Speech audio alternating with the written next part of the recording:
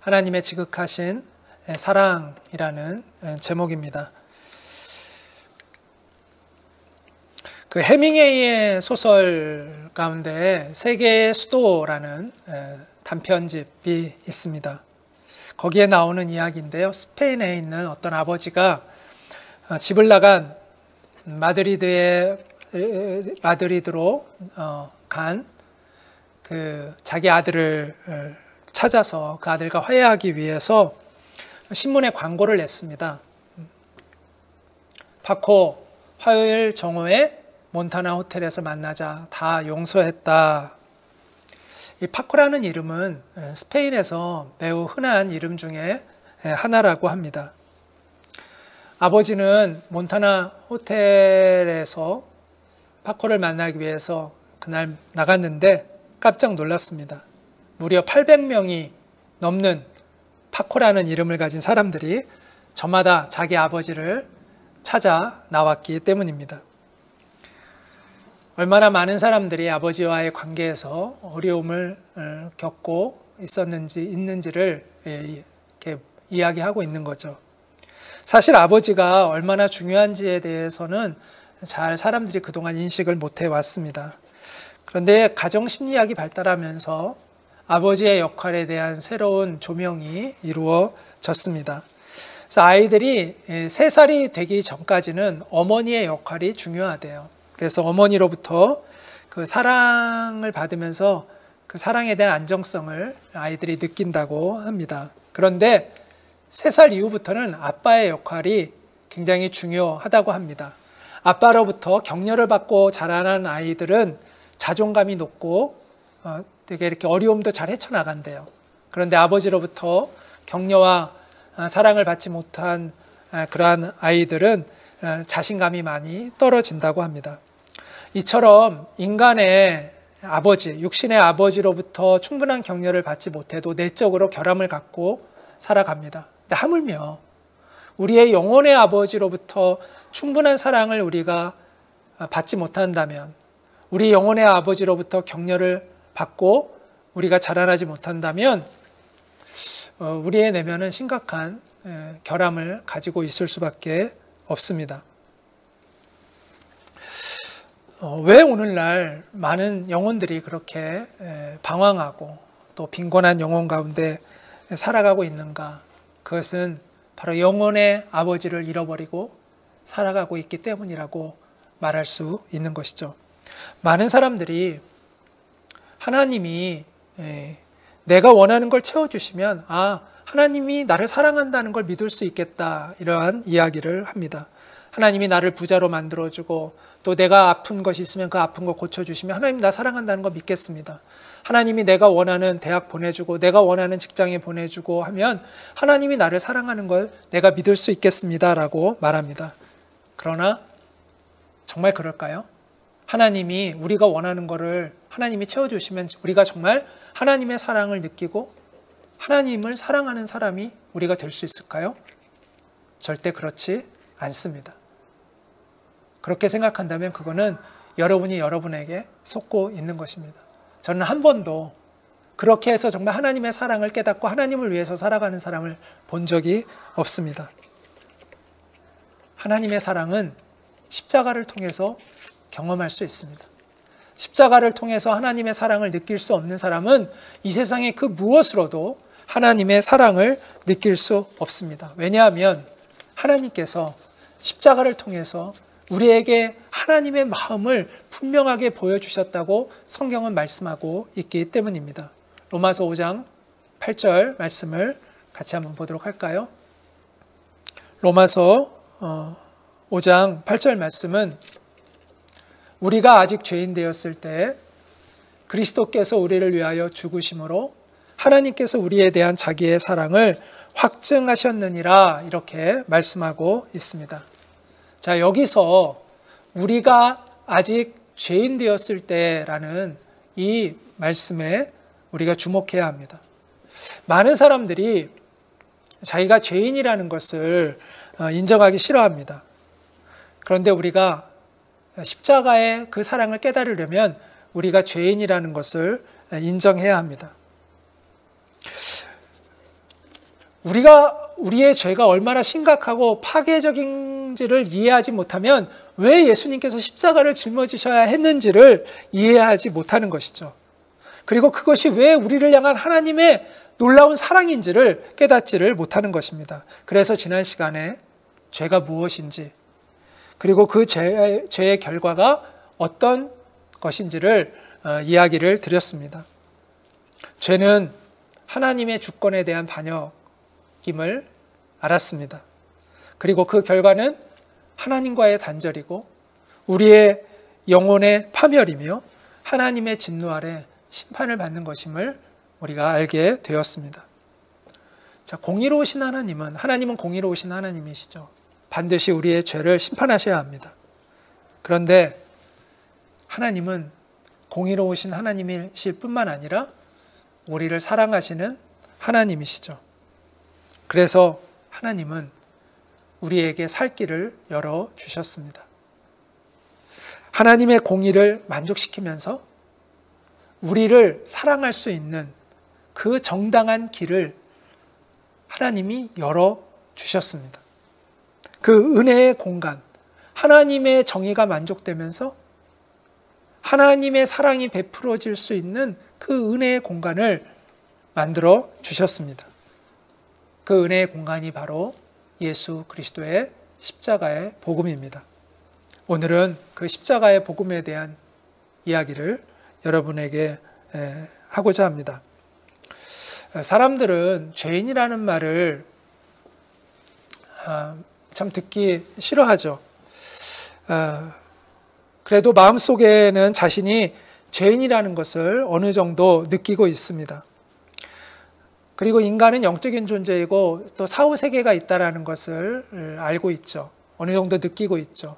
그래서 마음속에 그런 두려움이 있고 그 두려움 때문에 사람들은 내가 뭔가 좀 선행을 하면 그 내 죄에 대한 보상이 있지 않을까라는 그러한 생각을 하게 됩니다. 그래서 많은 종교들이 그 인간의 바람을 따라 선행을 하면 네가 천국에 갈 수 있다, 좋은 곳에 갈 수 있다라고 이렇게 이야기를 하죠. 하지만 성경은 그렇게 말씀하고 있지 않습니다. 물론 성경도 착한 일을 하는 것을 소중한 가치로 이야기하지만 그러나 선행을 통해서 구원받는 것은 아니라는 것을 성경은 분명하게 말씀하고 있습니다. 여러분, 감옥에 가 있는 죄수들이 선행을 안 해서 죄수가 되었을까요? 아닙니다. 그들은 선행과 상관없이 죄를 지었기 때문에, 법을 어겨서 죄를 지었기 때문에 감옥에 있는 것입니다. 지금 감옥에 있는 사람들이 어떤 사람들은 우리보다 훨씬 더 선행을 많이 한 사람도 있습니다. 그 선행이 그들의 죄를 대체해 주는 것이 아닙니다.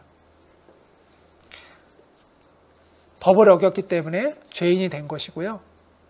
그리고 그 죄의 형벌이 다하기까지 그 사람은 그 감옥에서 절대로 나올 수가 없습니다. 단 한 가지 예외가 있죠. 특별 사면을 받는 경우에는 예외가 됩니다. 제가 여기서 말씀드린 것은 선행이 죄를 대체하지 않는다는 것입니다. 우리가 이 세상에서의 법도 선행이 우리의 죄를 대체하지 못하게 하고 있습니다. 그런데 왜 하나님 앞에 갔을 때 우리의 선행이 죄를 대체할 수 있다는 생각을 하는 걸까요? 그건 말이 안 된다는 것이죠. 그리고 또 하나 중요한 것은 죄인은 자기 스스로 구원을 받을 수 없다는 것입니다. 인간이 구원받을 수 있는 길은요, 우리 내부에 있지 않습니다. 외부에 있습니다. 절대적인 주권을 가지신 창조주 하나님의 그 손에 달려 있는 거예요. 하나님이 베푸시는 자비에 우리의 구원의 문제가 달려 있는 것입니다. 지옥에 가야 할 죄인을 용서해 주시는 하나님의 은혜만이 우리를 구원해 주실 수 있는 것이죠. 그런데 하나님은 누구에게 그 은혜를 베푸시겠다고 말씀합니까? 예수님을 믿는 자에게 그렇게 하시겠다고 약속하고 있습니다. 그 약속을 하고 있는 것이 로마서 3장 23절과 26절에 있는 말씀입니다. 모든 사람이 죄를 범하였음에 하나님의 영광에 이르지 못하더니 그리스도 예수 안에 있는 속량으로 말미암아 하나님의 은혜로 값없이 의롭다 하심을 얻은 자 되었느니라. 이 예수를 하나님이 그의 피로써 믿음으로 말미암는 화목 제물로 세우셨으니 이는 하나님께서 길이 참으시는 중에 전에 지은 죄를 간과하심으로, 여기서 간과하신다는 건 용서해 주신다는 의미입니다. 자기의 의로우심을 나타내려 하심이니 곧 이때에 자기의 의로우심을 나타내사 자기도 의로우시며 또한 예수 믿는 자를 의롭다 하려 하심이라, 이렇게 말씀하고 있습니다. 하나님은 무죄 청정 지역에 사시는 분입니다. 그런데 우리는 죄를 뚝뚝 떨어뜨리며 살아가고 있죠. 그래서 하나님이 우리를, 이렇게 죄가 뚝뚝 떨어지는 우리를 그냥 하나님의 나라에 이렇게 데리고 가실 수가 없습니다. 그런데 문제는 하나님이 우리를 너무 사랑하신다는 것이죠. 하나님이 우리를 하나님의 형상으로 창조하셨기 때문에, 하나님은 우리의 영혼의 아버지이시기 때문에 우리를 너무나 사랑하시고 우리를 포기하실 수가 없습니다. 그것이 하나님의 딜레마입니다. 하나님은 이 딜레마를 해결하셔야 하는 것이죠. 하나님의 그 거룩하심이 손상되지 않으면서 우리를 살리실 수 있는 길을 하나님은 모색하셔야 하는 것입니다. 그것이 하나님이 우리를 사랑하시기 때문에. 그 결과 하나님은 놀라운 사건을 일으키십니다. 그 누구도 상상할 수 없는, 간교한 마귀조차도 감히 상상할 수 없었던 놀라운 일을 하나님은 도모하셨습니다. 그게 바로 예수 그리스도의 십자가 사건입니다. 십자가는 인간이 받아야 할 형벌의 무게를 알려줍니다. 얼마나 우리가 하나님 앞에서 무거운 죄를 지었는지를 십자가를 보면 알게 됩니다. 그런데 그 십자가에는 우리가 달려있지 않습니다. 흠없는, 우리를 대신하여 흠없는 하나님의 아들이 피투성이가 되어 그곳에 나를 대신하여 계십니다.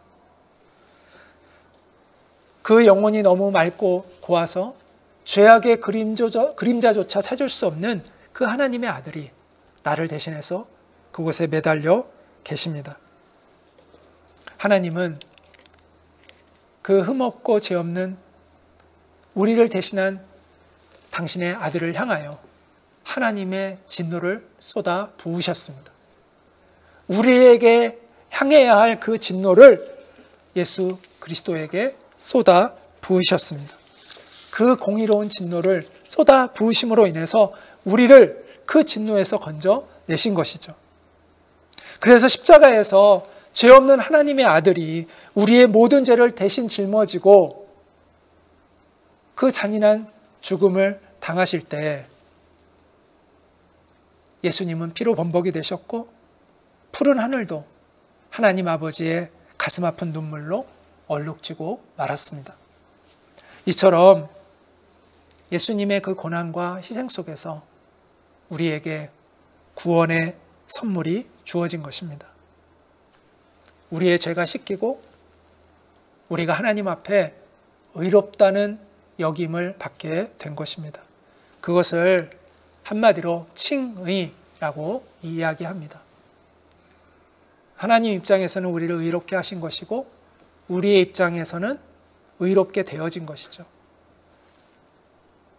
칭의는 둘 다의 의미를 다 포함하고 있습니다.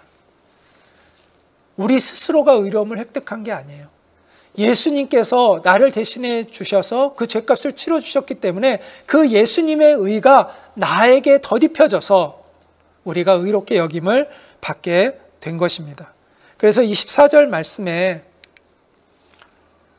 그리스도 예수 안에 있는 성령으로 말미암아 하나님의 은혜로 값없이 의롭다 하심을 얻은 자 되었느니라 라고 말씀하고 있습니다. 로마서 3장 24절의 말씀이죠.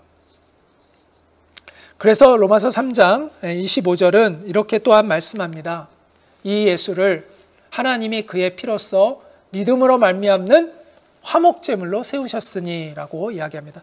하나님과 우리 사이를 화목케 하는 예수님이 그 제물이 되셨다라고 이야기를 합니다. 여기서 화목 제물에 해당하는 이 헬라어는 힐라스테리온이라는 단어인데 이거는 속죄하는 것, 속죄소를 의미합니다. 우리의 죄를 용서하는 것을 속하는 것, 우리의 죄값을 지불하는 것을 의미합니다. 그래서 사실은 화목 제물보다는 속죄 제물이라고 번역하는 것이 더 정확한 번역입니다. 그래서 새번역 성경에 보면 속죄 제물이라고 이렇게 번역해 놓고 있습니다.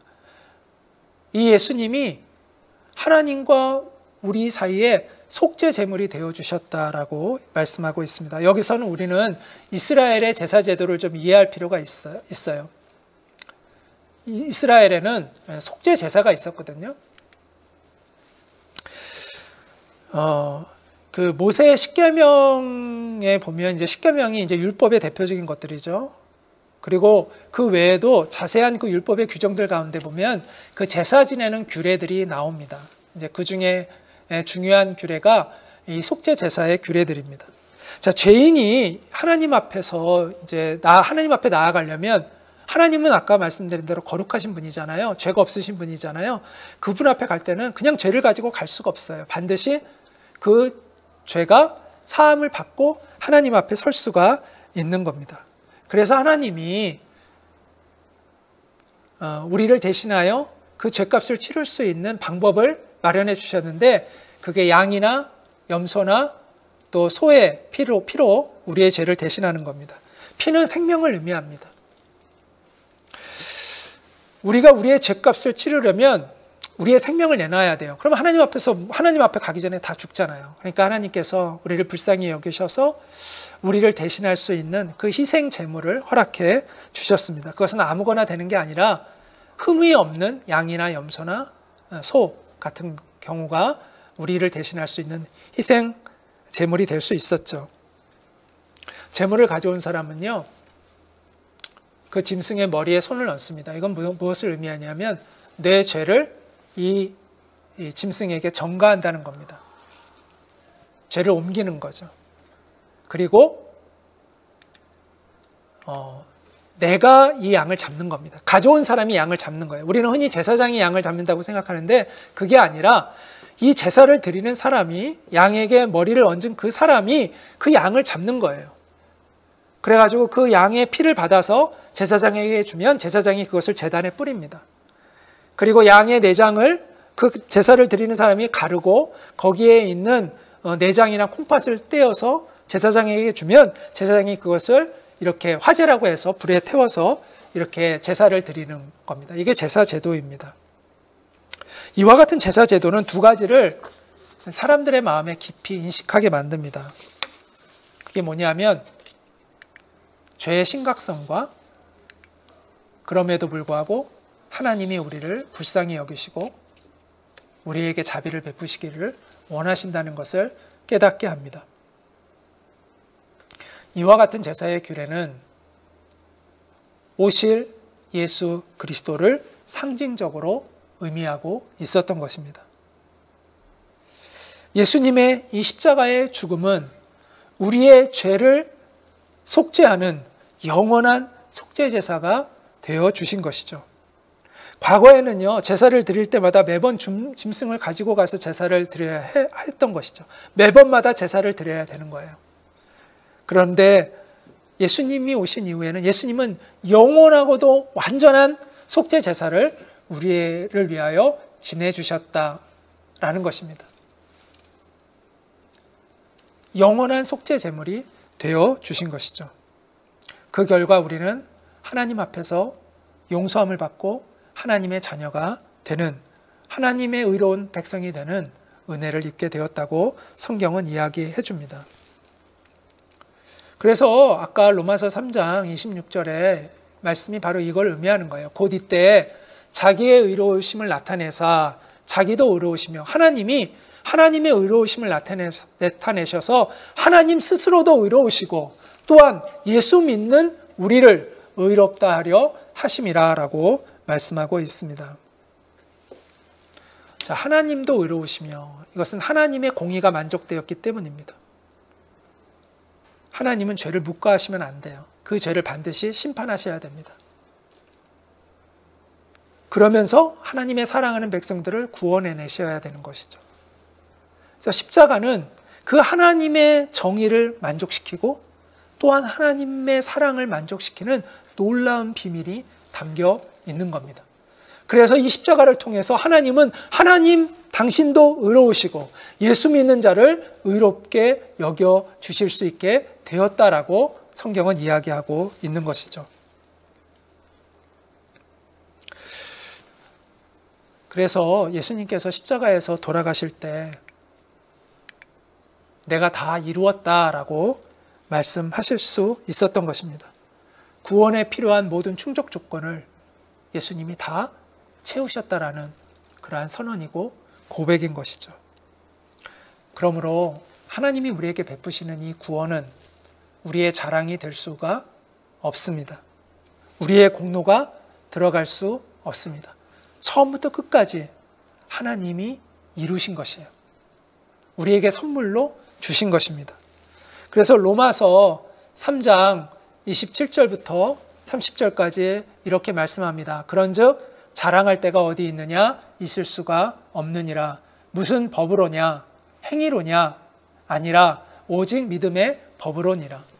행위가 아니라 오직 믿음으로 구원을 얻은 것이다라는 것이죠.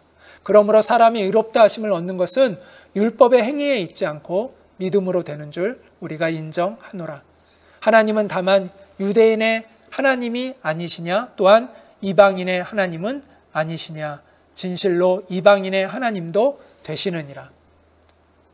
할례자도 믿음으로 말미암아, 할례자는 유대인을 얘기하는 거죠. 또한 무할례자도 믿음으로 말미암아, 이방인도 믿음으로 말미암아 의롭다 하실 하나님은 한 분이시니라 라고 선언하고 있습니다. 남들이 열심히 일을 해가지고 큰 업적을 이루어 놓았는데 뒤늦게 나타나가지고 자신이 한 것처럼 그렇게 위장하려는 얄미운 사람들이 종종 있죠. 마찬가지로 하나님이 다 이루어 놓으셨는데 자기가 선행 몇 가지 해놓고 마치 그 선행 때문에 자기가 구원을 얻은 것처럼 자랑질을 하려는 파렴치한 사람들이 있습니다. 하나님은 그런 사람들을 용납하시지 않습니다. 어림도 없는 이야기예요. 하나님이 우리를 구원하시기 위해서 어떤 희생과 대가를 치르셨는데 하나님이 이것을 용납하실 수 있겠습니까? 하나님의 구원에는 우리의 자랑이 비집고 들어갈 틈이 조금 더 남아있지 않습니다. 하나님의 그 구원은, 하나님이 우리에게 베푸시는 구원은 처음부터 끝까지 하나님이 다 완전하게 이루어 놓으신 거예요. 하나님의 작품입니다.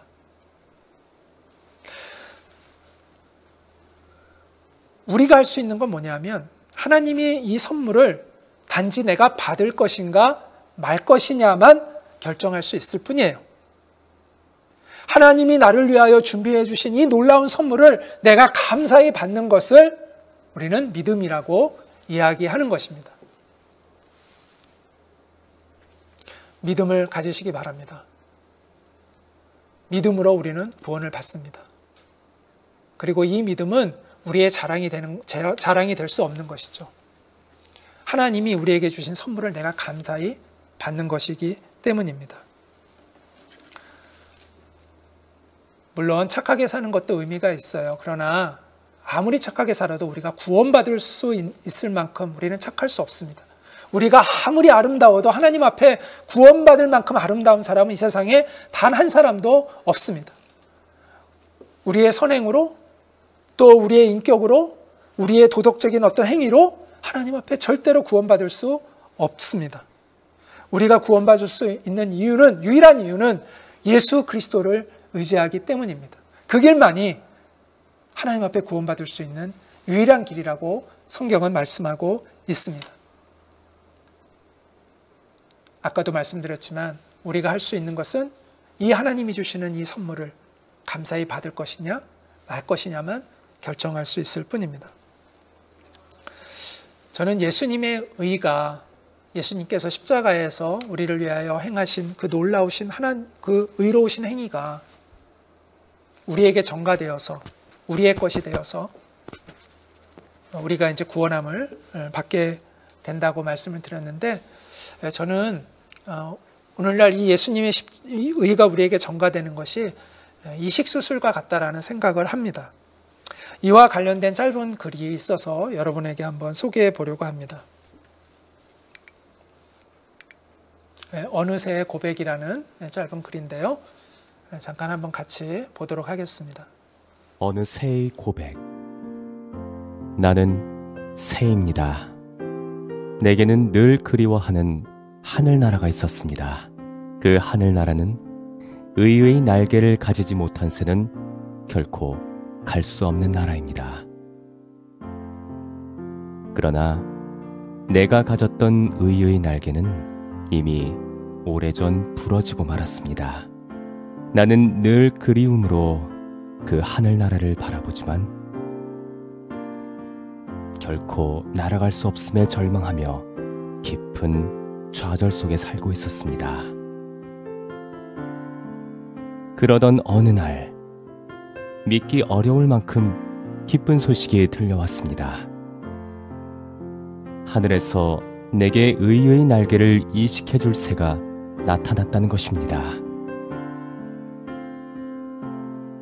고대하고 고대하며 기다리던 어느 날, 아니나 다를까 영광스러운 날개를 퍼덕이며 그 멋진 새가 하늘나라에서 오는 것이 보였습니다. 그리고 그 새는 나를 위해 기꺼이 수술대에 누웠습니다. 나 또한 옆에 나란히 누웠습니다. 나는 어깨에 마취를 해서 고통을 느끼지 못했지만 그 새는 마취를 전혀 하지 않았습니다. 마취를 하면 그가 이식해주는 날개가 상할 수 있기 때문이라고 했습니다. 이식 수술은 무려 6시간이나 걸렸습니다. 마취 없이 이루어지는 그 6시간의 대수술은 하늘나라에서 날아온 새에게는 이루 말할 수 없는 고통이었습니다. 그 고통을 고스란히 참아내고 있는 그 새의 눈에서 피눈물이 흐르는 것이 보였습니다. 그렇게 이어진 처절한 고통과 인내의 시간 속에서 그 새의 아름다운 날개가 나에게 달려졌습니다. 그리고 얼마 지나지 않아 나는 새롭게 달린 멋진 그 날개로 창공을 날아올라 그토록 소망하며 꿈꾸던 하늘나라로 갈 수 있었습니다.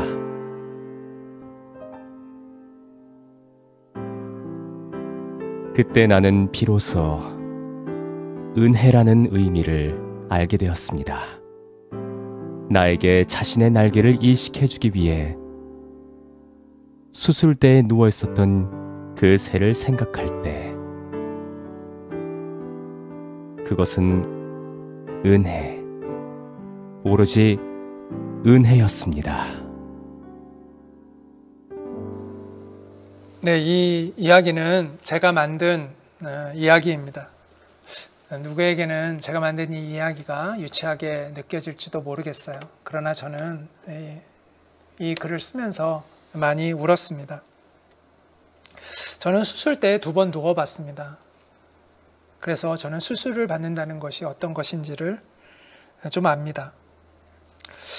저는 십자가에 달리신 주님이 저를 위하여 수술대에 누우셨다라는 생각을 했습니다.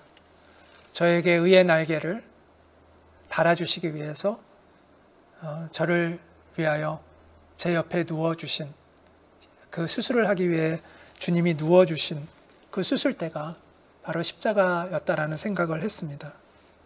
그 수술은 마취 없이 이루어진 대수술이었고 주님은 저를 위해 그 고통을 고스란히 감내해 주셨고 그 은혜로 예수님이 달아주신 새 날개로 저는 하늘나라로 날아갈 수 있었구나라는 것을 깨닫게 되었습니다. 우리에게 남겨져 있는 소망은 오직 예수 그리스도의 복음밖에는 없습니다. 온갖 불의와 죄악 가운데서 하나님의 심판 아래 놓여 있는 우리가 하나님의 용서를 받을 수 있는 그 유일한 길은 바로 예수 그리스도의 십자가의 보혈밖에는 없습니다. 사람이 구원받지 못하는 것은 많은 죄를 지어서가 아니라 하나님 앞에서 우리가 교만해져서 예수 그리스도의 복음을 외면하기 때문이라고 생각합니다. 혹시 여러분 가운데 여러분 자신에게 절망한 분이 있습니까? 그것이 오히려 여러분에게 복일 수 있습니다. 그것이 여러분이 하나님을 만날 수 있는 그런 십자가의 복음을 경험할 수 있는 기회가 될 수 있습니다. 교회를 다닌다고 해서 모든 사람이 다 십자가의 복음을 깊이 이해하고 있는 것은 아닙니다. 그래서 교회를 다니면서도 계속해서 사람들의 위로를 구하고 사람들로부터 오는 격려를 받아야만 마음의 안정을 얻는 사람들이 의외로 적지 않게 있습니다. 그 외로움, 그 방황함은요, 결코 하나님의 사랑이 없으면 채워지지 않는 것입니다. 그것은 멈춰지지 않습니다. 예수님을 인격적으로 만나야만 우리 안에 있는 그 결핍은 채워질 수 있는 것입니다. 십자가에 담겨있는 그 하나님의 사랑을 깨닫고 내 잃어버린 영혼의 아버지를 만날 때 우리의 그 방황은 그쳐질 수 있습니다. 예수 그리스도의 십자가의 복음을 통해서 깨달은 하나님의 사랑만이 우리의 영혼의 진정한 만족과 기쁨을 가져다 줄 수 있는 것이죠. 유일한 소망이 되시는 예수님을 나의 주님으로 고백하는 여러분이 되시기를 바랍니다.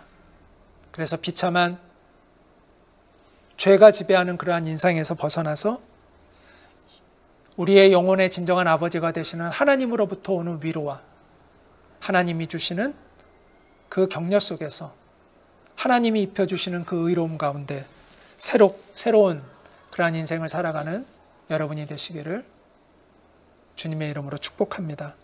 기도하도록 하겠습니다.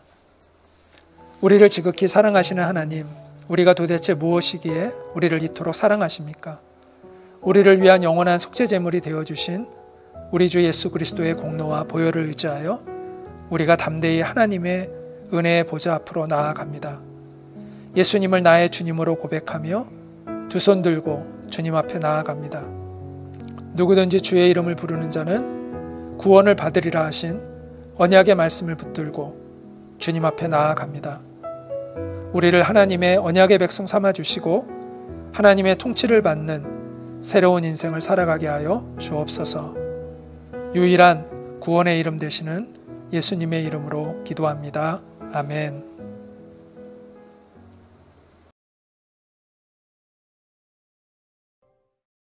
예수 안에 있는 새로운 인생 여러분과 나누도록 할게요. 에베소서 2장에 있는 말씀을 가지고 지금까지 제가 이야기했던 그 내용들을 한번 총정리해보는 그러한 시간으로 삼고자 합니다.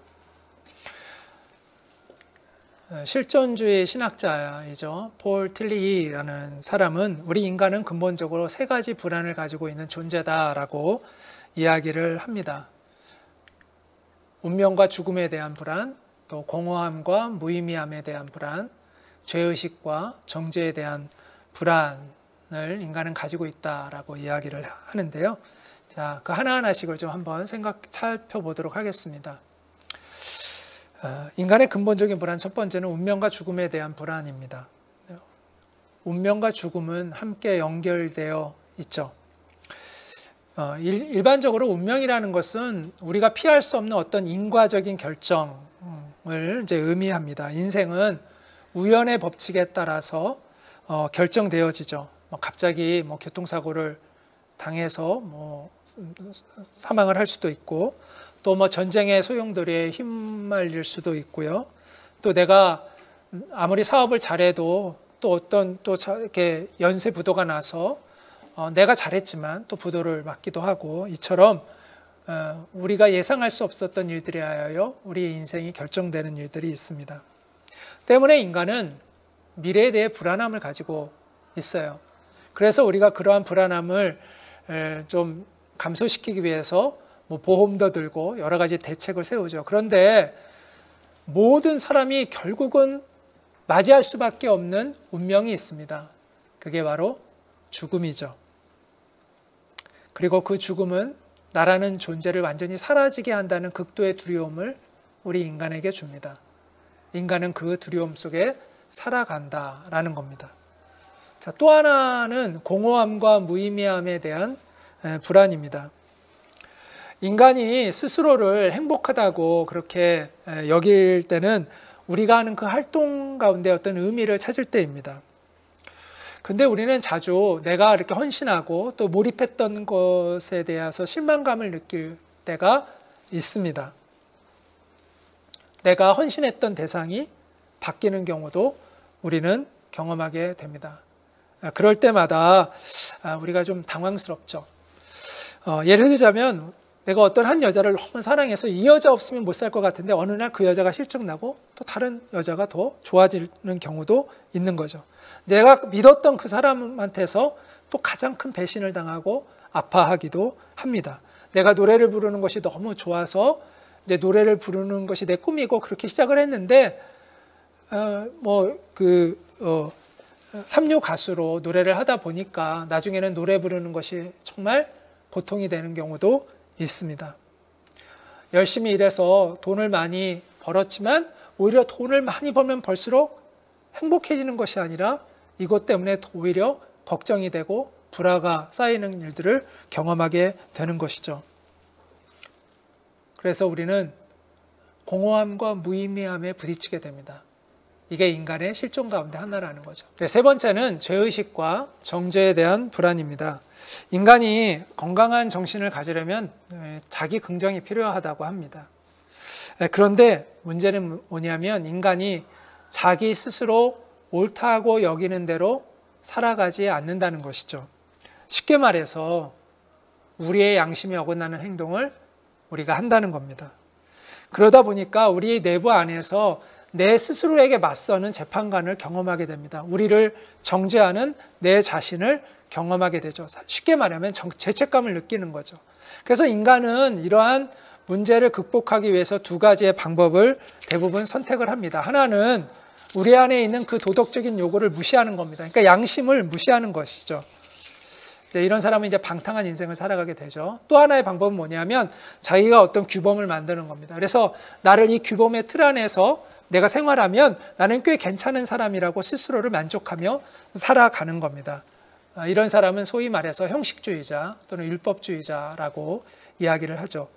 이처럼 인간은 누구나 죽음에 대한 불안, 공허함에 대한 불안, 또 죄의식에 대한 불안을 가지고 살아가고 있습니다. 그런데 사람들은 이 근본적인 이 불안의 원인을 알지 못해요. 그런데 성경은 그 원인을 우리에게 알려줍니다. 그것은 바로 하나님과 우리와의 관계의 단절 때문이라고 성경은 알려주고 있습니다. 에베소서, 우리가 오늘 살펴볼 에베소서 2장 1절부터 10절은 우리 하나님으로부터 단절되어 있는 우리 인간의 실존이 어떤 상황 가운데 있는가를 알려주고, 그리고 어떻게 하면 이것을 우리가 극복할 수 있는가, 어떻게 우리가 다시 하나님과 연결되어 줄 수 있는가에 대한 이야기를 우리에게 해주고 있습니다. 자, 먼저 인간의 실존에 대한 내용을 한번 살펴보도록 하겠습니다. 에베소서 2장 1절부터 3절 말씀입니다. 그는 허물과 죄로 죽었던 너희를 살리셨도다. 그래서 하나님은 허물과 죄로 죽었던 너희를 살리셨도다, 이런 말씀이죠. 그때 너희는 그 가운데서 행하여 이 세상 풍조를 따르고 공중의 권세 잡은 자를 따랐으니 곧 지금 불순종의 아들들 가운데서 역사하는 영이라. 전에는 우리도 다 그 가운데서 우리 육체의 욕심을 따라 지내며 육체와 마음에 원하는 것을 하여 다른 이들과 같이 본질상 진노의 자녀이었더니. 자, 인간의 실존은 첫 번째 하나님과의 관계가 단절되어 있다라고 얘기합니다. 여기서 허물과 죄로 죽었던 너희를 살리셨다 할 때 이 죽었던이라는 이 의미는 영적인 죽음, 하나님과의 단절을 의미합니다. 하나님은 하나님의 형상대로 인간을 창조하시죠. 그리고 하나님의 동산에서 우리가 영원히 행복할 수 있도록 하나님께서 그 법을 지키면 영원히 행복하게 살 수 있도록 법을 하나 제정하셨는데 그게 뭐냐 하면 창세기 2장 11절 말씀 선악과입니다. 선악을 알게 하는 나무의 열매는 먹지 말라. 네가 먹는 날에는 반드시 죽으리라. 자, 선악과는요, 많은 사람들이 이 선악과의 의미를 잘 이해하지 못하는데 선악과는요, 선악과는 어떤 의미냐면 하나님을 내가 인정하며 사는 것을 가르쳐주는 나무예요. 다시 말해서 이 선악과는 하나님을 경외하는 것을 내게 가르쳐주는 나무예요. 하나님이 모든 것을 마음껏 할 수 있게 해주셨잖아요. 하지만 단 한 가지만 금하셨다는 거예요. 여러분이 여러분의 집에서 뭔가 내가 하지 못하는 것이 있다는 것은 무엇을 의미할까요? 그것은 여러분 위에 누군가가 같이 살고 있다는 것입니다. 여러분보다 더 위에 있는 어떤 분과 함께 여러분이 살고 있다는 것을 의미해요. 그래서 이 선악과는 아담에게 하나님이 위에 계시다는 것을 알려주는 나무입니다. 근데 아담이 이 선악과를 따먹었다는 것은 무엇을 의미하는 것이냐면 내 위에 계신 하나님을 인정하지 않겠다라는 선언과 같은 거예요. 아담이 이 죄를 범해서 결국은 이 법대로 그는 죽게 되었습니다. 이 죽음이라는 건 하나님과의 관계가 단절되는 것을 의미합니다. 여러분 그 뿌리 뽑힌 나무를 보면은 이렇게 땅에 이렇게 있을 때는 생명력이 공급되지만 뿌리가 뽑히잖아요. 겉으로 보면은 당분간은 살아있는 것 같죠. 그러나 실상은 이미 죽은 것과 마찬가지입니다. 이와 마찬가지로 하나님과 단절되어 있는 우리의 실상은 이미 죽은 것이다라는 것이죠. 자, 두 번째, 또 하나의 인간의 실존은 세속주의와 우상숭배에 빠져 있는 겁니다. 하나님으로부터 단절되어진 인간은 누구의 손에 의하여 지배를 받느냐? 마귀의 손에 의하여 지배를 받습니다. 우리가 아이가 이제 고아가 되면 위기에 처합니다. 그래도 우리나라 같은 경우에는 복지제도가 잘 돼 있어서 이렇게 보호를 해주지만 그렇지 않은 나라들 같은 경우에는 정말 악한 사람들의 표적이 되죠. 그리고 인신매매를 당하게 됩니다. 그리고 잘못된 환경에서 잘못된 인생을 배우게 됩니다. 마찬가지로 하나님의 품을 떠나게 됐을 때 우리는 위기에 노출됩니다. 마귀의 지배를 받게 되는 것이죠. 그래서 세속주의와 우상숭배에 빠지는 그런 비참한 인생을 살아가게 됩니다. 그게 에베소서 2장 2절 말씀이에요.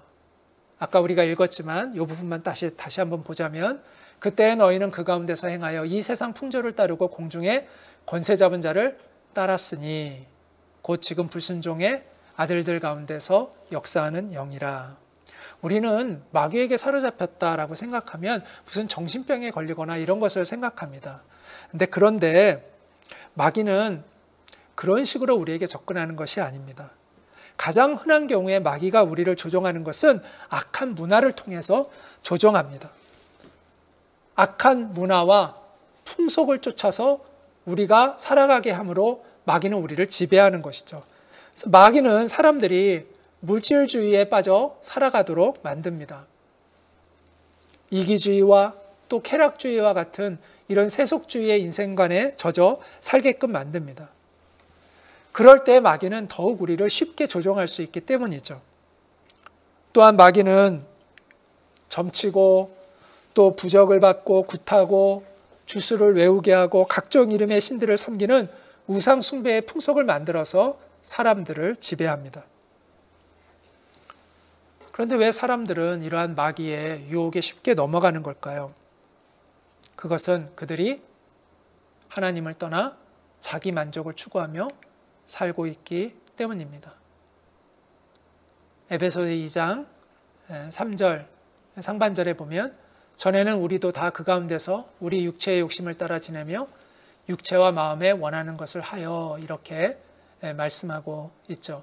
여기서 이제 그 가운데서라는 것은 세번역 성경에 보면 이게 정확하게 표현되어 있는데 그들 가운데서라는 것입니다. 그러니까 세속적인 그러한 세상 사람들 가운데서, 그러니까 우리도 과거에는 그런 삶을 살았다는 거죠. 예수 믿기 전에 우리도 그들처럼 살아왔다라는 것을 이야기하고 있습니다. 이처럼 자기 만족과 세속주의와 우상 숭배는 하나로 연결되어 있다는 것을 우리가 알아야 합니다. 왜 사람들이 점을 보러 가고 무당을 찾아가고 하나님이 아닌 신들을 섬기는 걸까요? 그것은 자기의 욕망을 채우기를 원하고 있기 때문입니다.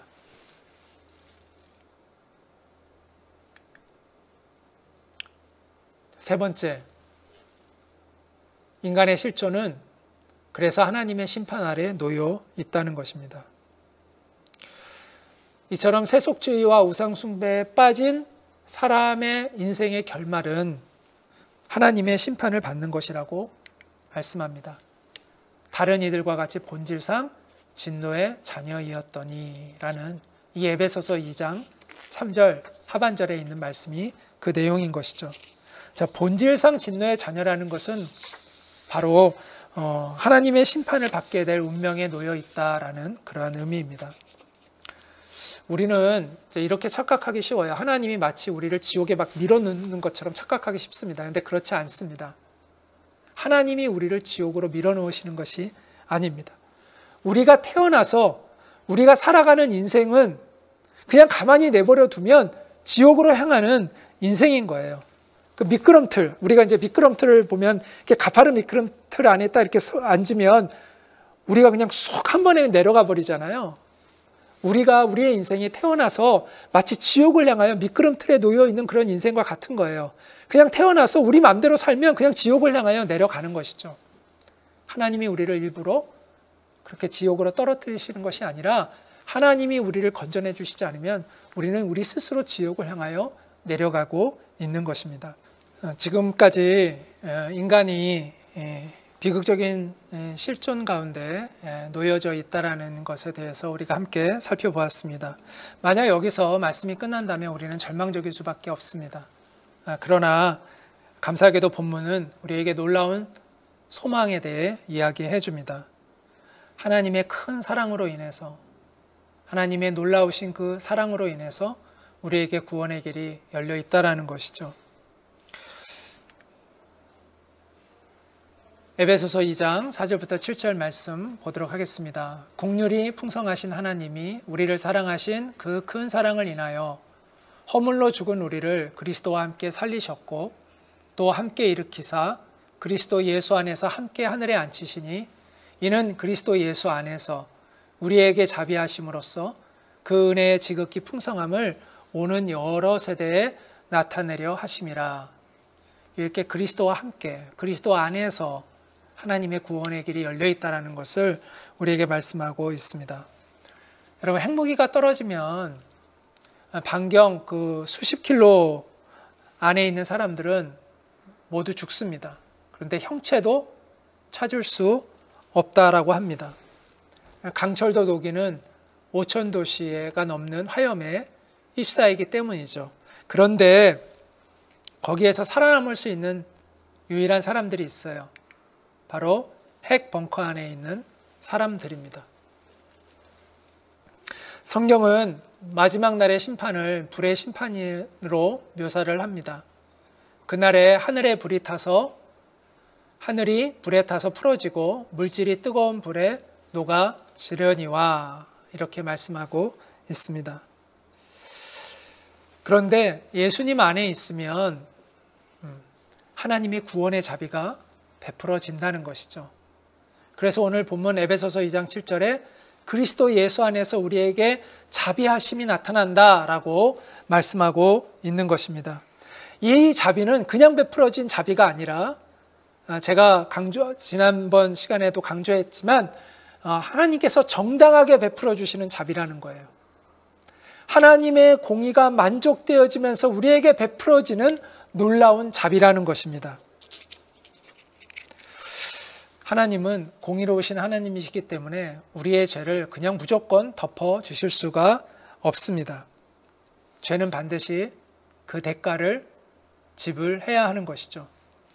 그래서 하나님은 하나님의 그 거룩하신 공의를 만족시키면서 우리에게 자비를 베푸실 수 있는 놀라운 그 일을 행하셨는데 바로 그것이 예수 그리스도의 십자가의 복음이라고 말씀드렸습니다. 그 복음 안에서 우리는 구원을 얻는 것입니다.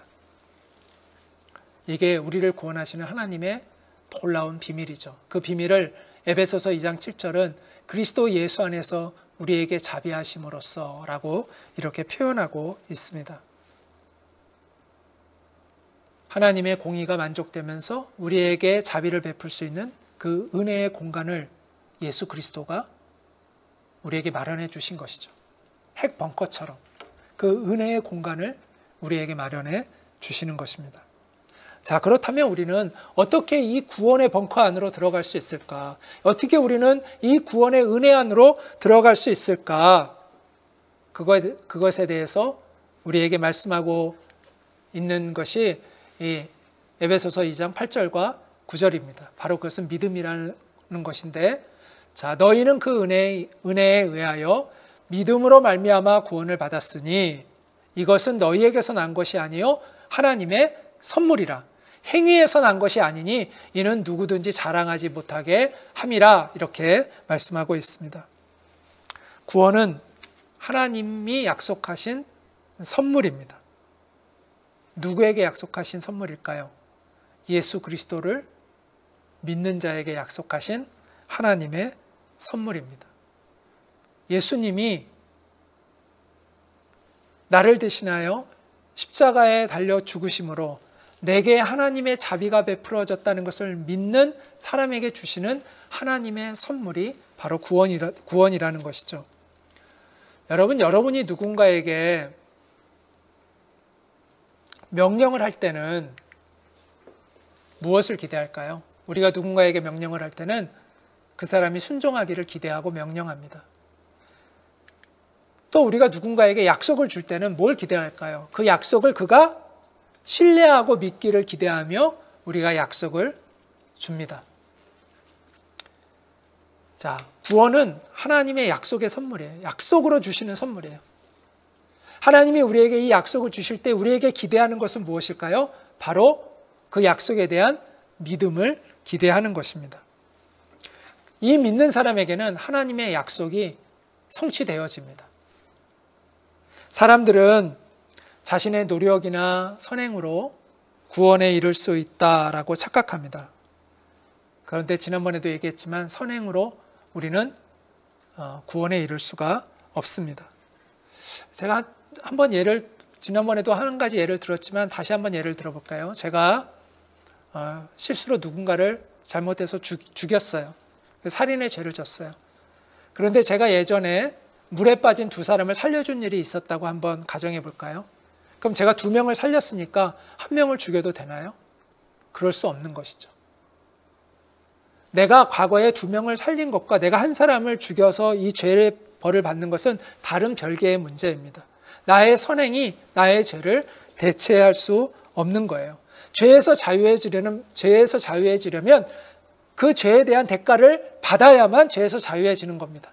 내가 받든 아니면 나를 대신할 수 있는 그 누군가가 그 죄를 받든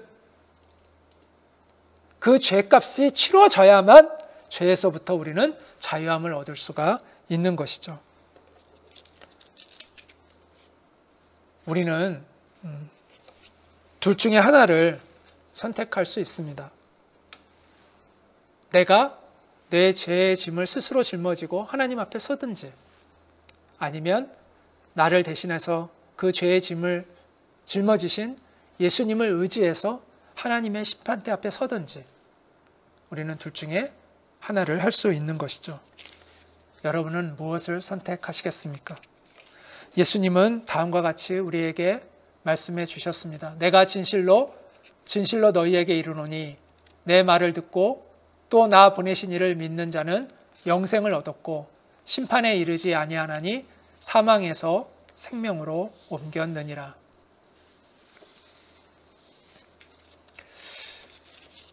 지금까지 우리는 하나님의 심판 아래 놓여 있는 우리의 비참한 실존에 대해서 생각해 보았고, 또 우리의 유일한 구원의 길이 되시는 예수님의 그 십자가의 은혜를 살펴보았고, 우리가 어떻게 예수님이 열어놓으신 그 구원의 길로 들어갈 수 있는지를 살펴보았습니다. 그것은 믿음이라고 말씀을 드렸습니다. 자, 우리가 믿음으로 그 구원에 이르게 될 때 우리의 인생은 어떤 변화가 일어나게 될 거예요?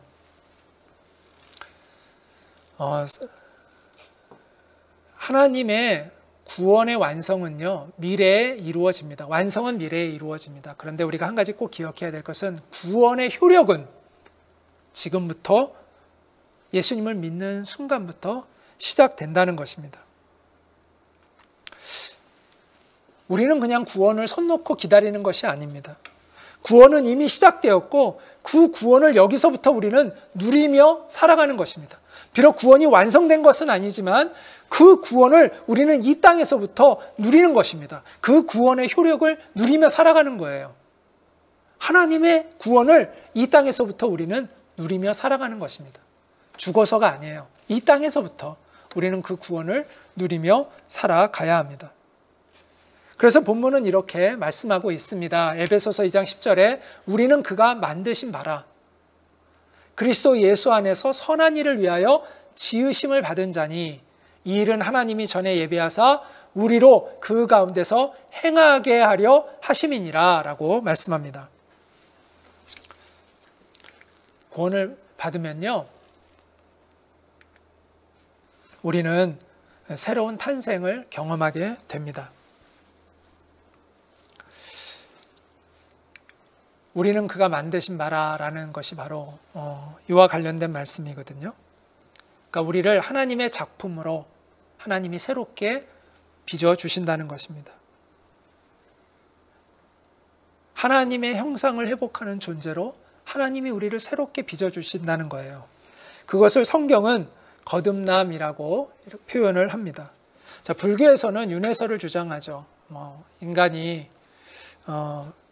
소로 태어났다가 또 벌레로 태어났다가 또 사람으로도 태어난다, 이렇게 윤회설을 주장합니다. 거듭거듭 태어난다고 이야기하죠. 근데 성경은 단 한 번만 우리가 태어날 수 있다라고 이야기를 합니다. 물론 육신적으로 태어나는 것이 아니라 영적으로 태어날 수 있다고 말씀합니다. 모든 사람은 어머니의 뱃속으로부터 생명을 받아서 육체적으로 태어나죠. 그런데 성경은 위로부터 오는 생명이 있다고 얘기합니다. 어머니로부터 받는 생명 말고 하늘로부터 받는 생명이 있다라는 거예요. 그래서 그 생명으로 우리는 다시 태어날 수 있다. 그걸 거듭남이라고 이야기를 합니다. 에베소서 2장 10절에 우리는 그가 만드신 바라라는 이 말씀은 바로 영적으로 거듭나는 것을 의미합니다. 하나님께서 예수 그리스도 안에서 우리를 새 생명으로 빚으시는 것을 의미합니다. 하나님의 존재로 우리를 새롭게 빚어가시는 것을 의미합니다. 자, 우리가 이처럼 예수님 안에서 새로운 탄생을 하게 될 때 우리는 새로운 인생을 살아가게 됩니다. 여러분, 생명이 바뀌어야 새로운 인생을 살아가는 거예요. 생명이 바뀌지 않잖아요. 새로운 인생을 살아갈 수가 없습니다. 우리가 하나님으로부터 새로운 생명을 받으면 우리는 새로운 인생을 살아가게 됩니다. 새로운 차원의 인생을 살아가게 됩니다.